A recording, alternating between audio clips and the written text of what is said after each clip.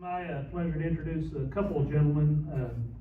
Had to bring along my bank president and CEO, Leighton Harding, and sort of along Gell's line of literacy. He was actually reading this morning to a bunch of elementary school kids in Wise, Virginia. Sign him up. What we won't say is they had him reading at elementary school, because that's about the top of the reading level.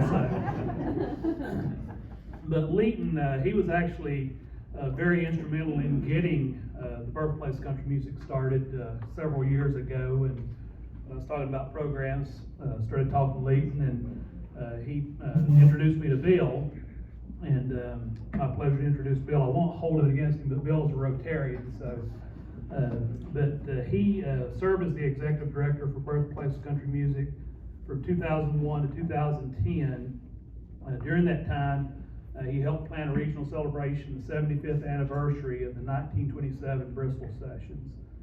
The organization's participation in the 2003 Smithsonian Folklife Festival, and planning and development of the Birthplace of Country Music Museum in downtown Bristol. Bill also served on the board of directors for Birthplace of Country Music, formed after the merger of the Birthplace of Country Music Alliance and the Bristol Rhythm and Roots Reunion. And speaking of Bristol Rhythm and Roots Reunion, one of our members is going to be anonymously donating 2 weekend wristbands for that event in relation to the rolling of the balls. So I just want to make that mention that one of our members is making that anonymous donation. So, but Bill has extensive experience working in a variety of community and government organizations to promote our region, strengthen our communities, and create opportunities. Over his career, Bill has worked in numerous roles in nonprofit, higher education, and public sector settings. He currently works as a community development specialist with the Virginia Department of Housing and Community Development, where he administers funding from the Appalachian Regional Commission. Hartley was elected to the Bristol, Virginia City Council in 2014, serving until 2022, where he served 2 terms as mayor. Bill earned a Bachelor of Arts in History and Political Science from Clemson University, a Master of Arts in History from the University of Alabama, and a Master's of Business Administration at King University. Bill's a native of Bristol, Virginia, and he lives with his wife Harriet and 2 children, Wilson and Rachel. So with that said, Mr. Hartley. Thank you, Bert. I'm on see if that thing. All right. I don't know if I talk into this or this, or both. Okay. Well, thank y'all for inviting me here. It's an honor to be here and talk about something that I really haven't talked about in a long time. So I was thinking about that, you mentioned I'm a Rotarian, Kiwanis. I know everybody, 1 o'clock comes, people get up and leave, they got to get back to work, I get it. So I'll try to keep this brief, but for a long time I'd go around and talk about what the Birthplace of Country Music was doing. That was part of my job to build that awareness. Today, what I really kind of want to talk about is a little bit, give you just a brief overview of the history, what that heritage is. I think a lot of people know that, maybe 10, 20 years ago, or people didn't know as much, but that's part of what else I'll talk about is then how the organization, the Birthplace Country Music Alliance, some of the things when I was directly involved with legitimizing it through the congressional resolution naming Bristol Birthplace, but more importantly through things like the 75th anniversary, the partnership with the Smithsonian, and then developing a museum, and then talk a little bit about some things that are still going on in the region, although I will admit, while I was a board member, as the city's representative while I was on council, my day-to-day knowledge is a little, not as much as it was. So, but if you want somebody to come back, I'll recommend to Brent some people that could really come and talk about the festival or the museum and all their exhibits and what goes on. But as I go through this, I think a couple of things to kind of keep in mind as you walk away with is hopefully you'll learn something, but hopefully you'll walk away being proud of our region and our heritage. More importantly, I think when you look back over the past 2-3 decades of what's gone on to try to promote that heritage, you see, a way of economic development. And I know a lot of communities, how do we thrive? How do we bring people in? How do we attract new people? Used to, in economic development, the whole thing was you need a building, you need a pad, you need a building, now you need a workforce, now you need housing, now you need quality of life, all of these things, which our region has. But sometimes this quality of life and the culture and the heritage is overlooked. We take it for granted. But also it's a good thing that gets talked about a lot is a way to do things regionally. Culture knows no lines, they don't know no boundaries, and so this is a good example, I think, if you want to see some success in how people could work together as a region. So with that, I'll start. The region's music, it goes back to the people that founded it. Moved here to Appalachia, when they first settled. Everybody brought their distinct traditions. For example, you had the Scotch-Irish that brought a lot of fiddle tunes. You had the English that brought a great ballad tradition. You even had African Americans that brought over things like the banjo. I mean, people associate the banjo with bluegrass or old-time music, but it has its origins in Africa. A lot of people don't realize that. So what you see in the hills of Appalachia, and partly due to relative isolation, but also it's this fusing of these cultures, and they bring their music traditions, and they end up, kind of a good American story of a melting pot, that you come up with a new, distinct type of music that is truly American. And what it was called goes by different things. Originally, it was called hillbilly music. Today, we might think of that more as old time, and then out of that comes country and bluegrass, Americana, folk music. There's all these different strands, but when you look back, you can see that those musical traditions originated, within 100 miles of here, in this part of Appalachia. Some of the first musicians that recorded that music were from here. People like Pop Stoneman from Galax, who recorded in the early 20s, may have, historians aren't exactly sure because records weren't good, but may have had one of the first million-selling records back then.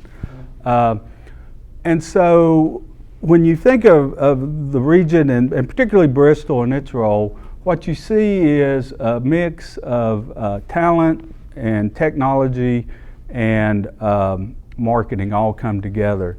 And so you had a region where you had a lot of talent. People were in this region, and the technology had changed such that if you ever seen the movie Oh Brother Where Art Thou, and they say sing into the horn, that's how people used to record. It was acoustic. But in the late mid-20s, they came up with an electrical process, which meant that you could make higher quality recording, which meant you could record things like a woman's voice or a guitar, not just a loud instrument like a fiddle or a banjo. But it also meant you could bring the recording to people because the equipment was portable. So Ralph Peer, who's a record producer and had been successful before, signed with Victor Recording Company to he thought there was a market for what they called hillbilly music, traditional music. Most records at that time were like opera or other highbrow things. He felt there was a real market for it. He wanted to come and record, and he had recorded Stoneman before, and so he said, hey, if you come to Southwest Virginia, East Tennessee, I can find a lot of musicians. And he did. He came, set up, had Stoneman come and talk for about how much money he had made, put an article in the paper, people saw that and came. And so they had for 2 weeks the recording sessions in Bristol, what later became known as the Bristol Sessions in 1927. And out of that, you had a wide cross range of music. You had everything from blues, harmonica music, children's choir, gospel, a lot of gospel music, a lot of sacred music was recorded. So historians look back and they see that's a great cross-section of what was being played in the region at the time. But more importantly, what people look at is that you also had two of the real founders of country music made their first recordings there. The Carter family, from maybe 20 miles as the crow flies from here, over in Macy Spring near Hilton. They made their first recordings. They went on to be inducted into the Country Music Hall of Fame, to really be the first family of country music. And then Jimmy Rogers, who is known as the father of country music, made his first recording. And he went on to be known for not only country music, but rock music and the Rock and Roll Hall of Fame, blues, just a very talented musician who passed away at a very young age. So you had the talent, the technology to make these recordings, and then the big thing is the distribution, the music. And that's where historians look back. Some people think, well, these are the first recordings. No, they weren't. In fact, there were a lot of field recordings later. Pierre came back to Bristol. Columbia had recordings in Johnson City. So there were a lot of recordings in the area because they knew this was a rich area. But they look back and they say that's really where you see the beginnings of what we know today as the country music industry. And that's where Nolan Porterfield, who's a music historian, called it the Big Bang of country music. That's how he titled it, and it kind of stuck. And other, for decades, artists like Johnny Cash, they knew the history. A lot of artists know the history of the music in this region's role. Folklorists, they had studied, people like Alan Lomax and from the Smithsonian, they knew if they wanted to record authentic music that they needed to come to the hills of Appalachia. And so you see that, but you also see then that music, like I say, some people think it's not just 1927, it's really a living cultural tradition. And when you think of it in those terms, it's going to grow, it's going to evolve, every generation is going to interpret it differently. I always use the example, if you're familiar with bluegrass or country or old-time music, you probably know the song Mule Skinner Blues. Now the thing is, who do you think sings that song? Because Dolly Parton had a hit with it in the 70s, Bill Monroe had a hit with it in the 40s, and Jimmy Rogers originally recorded that. Same song, interpreted totally different ways by people. And that's what you see with this music. It grows, it evolves, each generation interprets it. And you see that in the 60s, you see more bluegrass, folk music. Into the 70s, it becomes, you start to see a blend of it with a little bit of rock and roll. And it was still a niche to a point, but it was growing and evolving. So locally, what happened is you had groups wanting to acknowledge and preserve that. One of the first things I can think of is probably in the 70s, and it started actually with the 40th anniversary of the recordings in Bristol in '67. The paper in Bristol said, we need to do something to acknowledge this, because people were realizing, hey, this was historic. Took them 5 years to put up a small concrete marker on the site where those recordings took place. And when they did, they invited Ralph Pierce's son, they invited Jimmy Rogers' family, Johnny Cash and June Carter Cash, and some of the Carter family were there. And at the very end of that article, it says, plans are underway for a country music museum downtown and an annual festival. It took 30 years to get the annual festival off the ground, and it took 40 to get the museum open. So again, there was a lot of people working on this throughout the 70s. There's a group that in Bristol that set up a cabin displaying instruments and stuff out at Stills Creek, other groups throughout the region. And one of the things in the 80s that kind of brought things to a head was a musician and an artist, some of y'all may know, Tim White, painted a mural in downtown Bristol. And he depicted those key figures of the 1927 Bristol sessions, the Jimmy Rogers, the Carter family, the Stonemans, and Ralph Peer. And after that, it drew a lot of attention. People started paying attention, saying, hey, you know, we need to do something to celebrate this. We need to come together.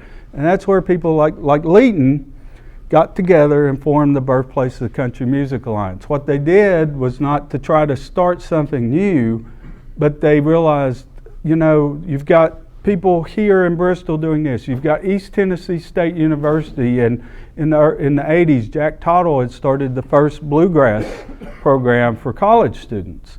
You had the Barter and William King, that part of their performances or exhibits focused on the traditions and culture of the region. So how can we come together and promote the region as a whole?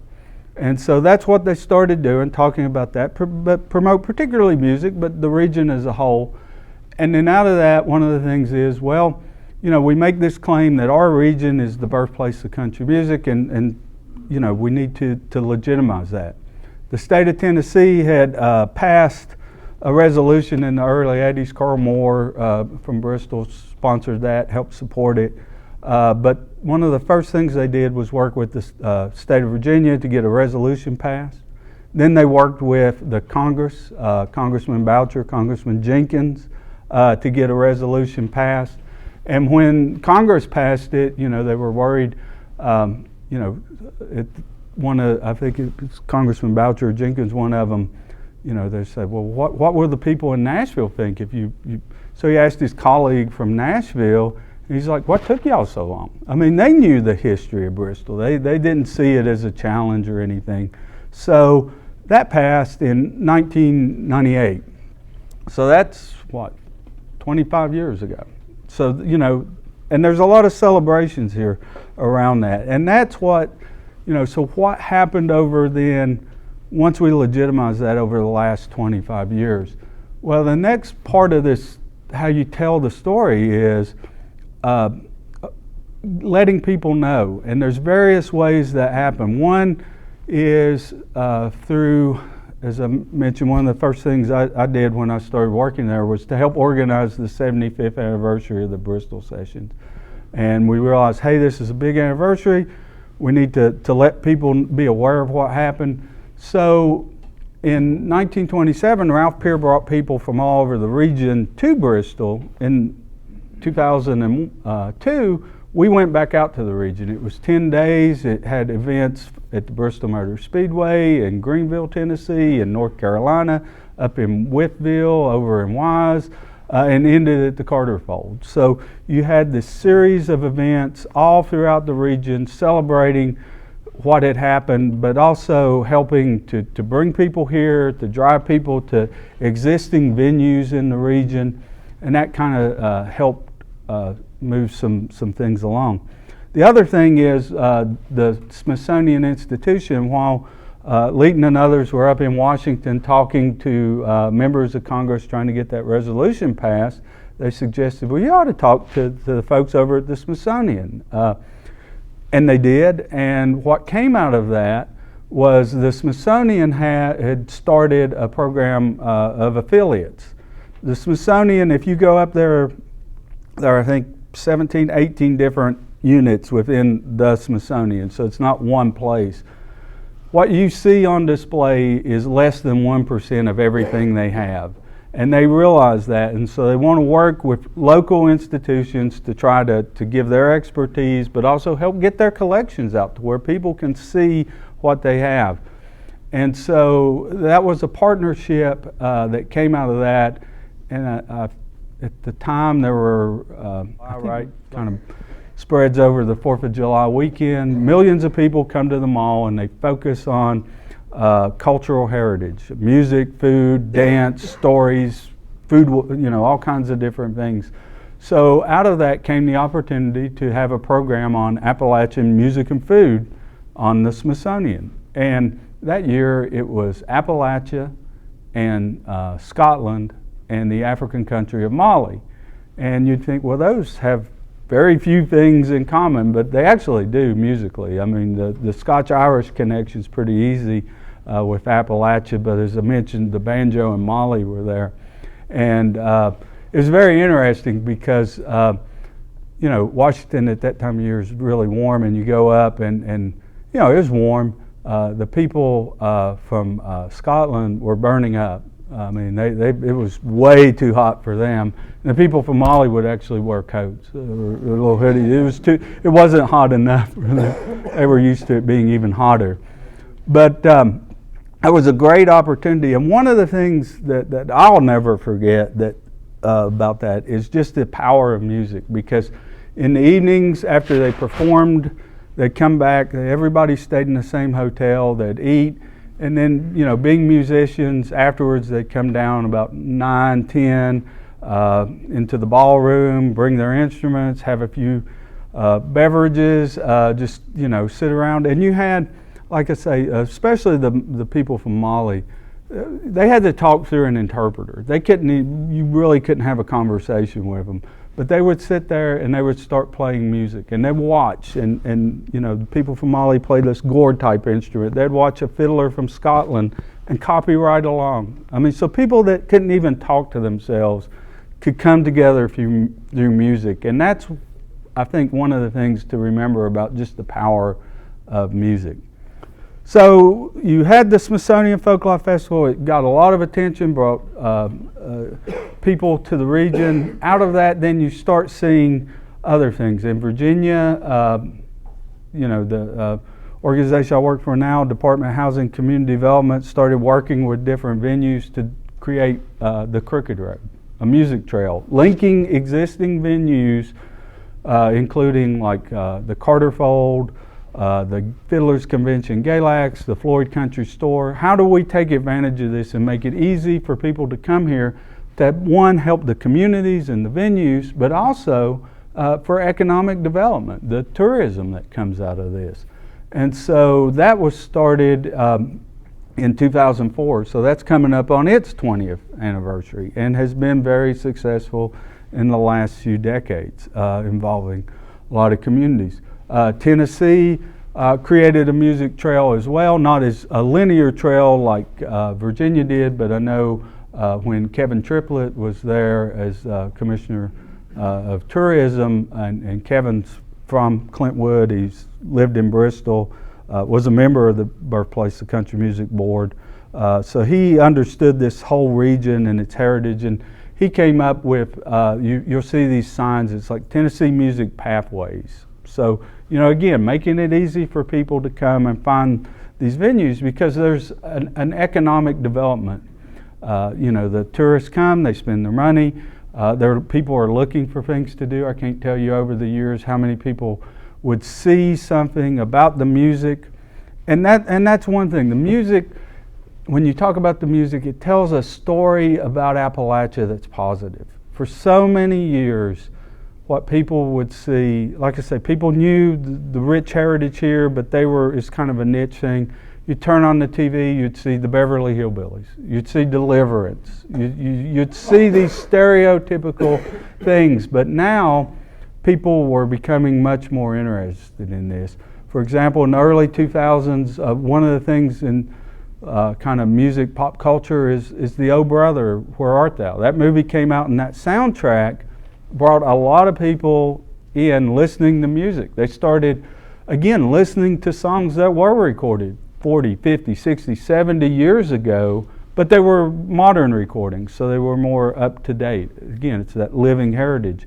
But a lot of people became more interested. You see a lot of, it was around this time that the festival in Bristol, Rhythm and Roots, they had a festival in Bristol, different things over the years. They finally said, hey, let's have a festival that celebrates our music heritage. It's slow in the first few years, but it really has grown and draws now, I don't know, probably over 50,000 people over the weekend there, and has wonderful talent.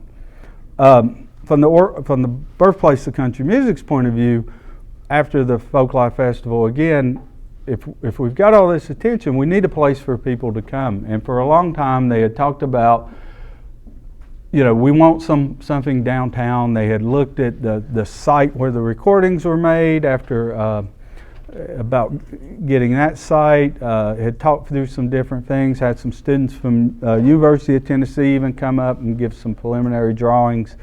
But the opportunity came to get a historic building 1 block away from State Street on the Virginia side, was donated to the organization. Went through a lot of feasibility, will this building work, during the design, raising the money. But a lot of, and if you get a chance, go up there, because it is really a state-of-the-art music museum. It's an interpretive experience. But a lot of the themes that you see in there and the things it talks about came right out of the research that went into that Smithsonian Folklife Festival. I mean, that's one of the things. While it was bringing performers up there, they did a lot of research into who are the performers, but they had a booklet, and East Tennessee State University and their Center for Appalachian Studies and Services helped that. So that kind of laid the framework for what those exhibits would be.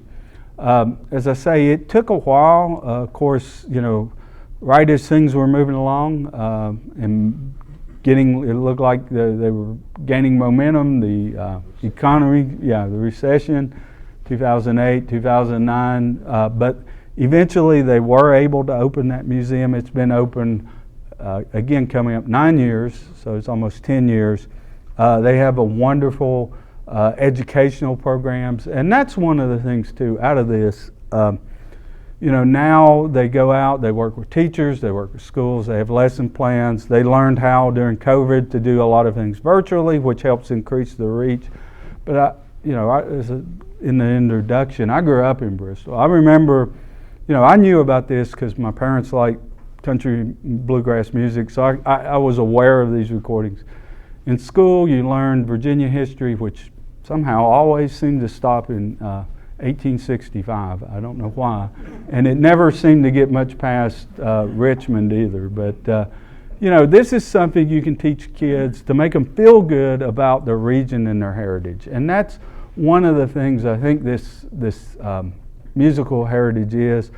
Again, for so long, I think people in this region, the things we now celebrate and say, look, this draws a lot of people here. It's a good economic driver. It makes us unique, is NASCAR and country music.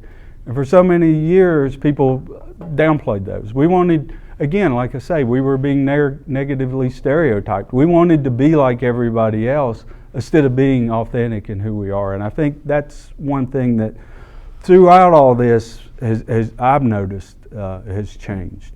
As I say, there's still a lot of venues. New things pop up. Last year over in Big Stone Gap, Blue Highway, who Tim Stafford was a part of the original Birthplace Country Music Board there when he was with ETSU, started a festival over there. So you still see new things popping up. You see these old venues like the Carter Fold are continuing to have music. And, one thing I would suggest, if you don't, just like I think the pandemic made people realize how important it is to support small businesses and local businesses, support these venues. I mean, they had a very tough time. I can tell you, because I was on the board, with between the museum and the festival being shut down, it was wondering if that would continue. Fortunately, they were able to find a way, and last year it's bouncing back, but still, all of these places could use your support. And it's a great, these things are great because not only do you support something local, but a lot of times you get to see people from out of the region because they want to come here and really see what life is like in this region. I think music's one way to do that. So I know my time's up. So we have time for a few questions. And I'll try to answer any questions. Great presentation. I have a question. Well, not